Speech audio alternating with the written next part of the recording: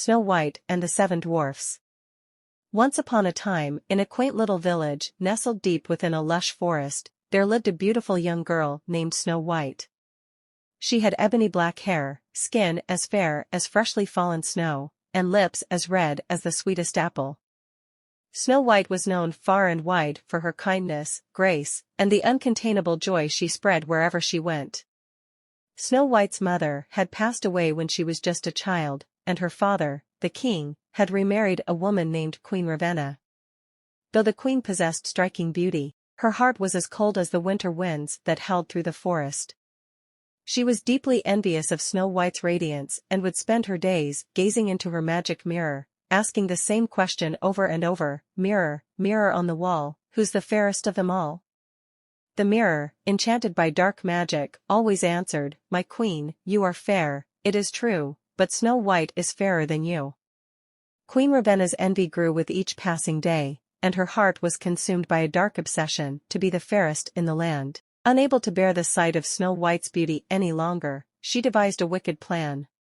She ordered a huntsman to take Snow White into the forest and return with her heart as proof of her demise. As the huntsman led Snow White into the forest, his heart ached for the innocent girl. He couldn't bring himself to harm her, so he released her and returned to the castle with the heart of a wild boar instead.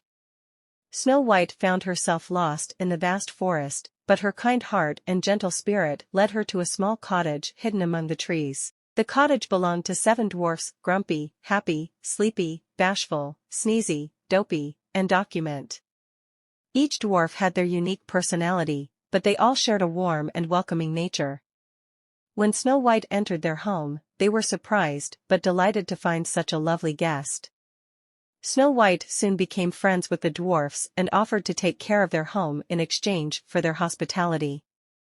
She sang cheerful songs as she cleaned, cooked delicious meals, and mended their clothes.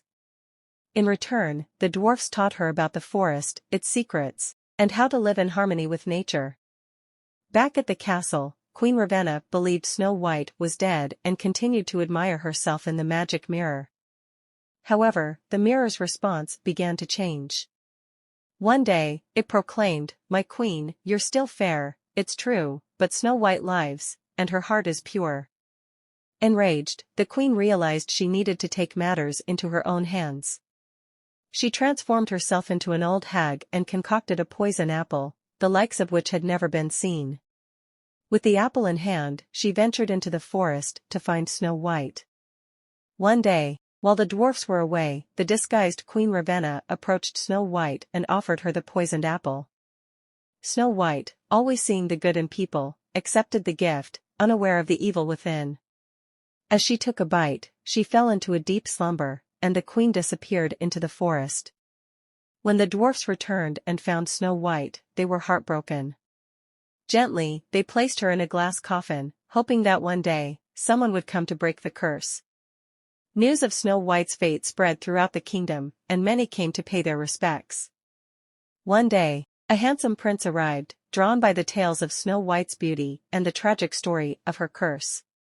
As he leaned over to kiss her, the poison's curse was broken, and Snow White awoke. She looked into the eyes of her true love, and their hearts were forever entwined.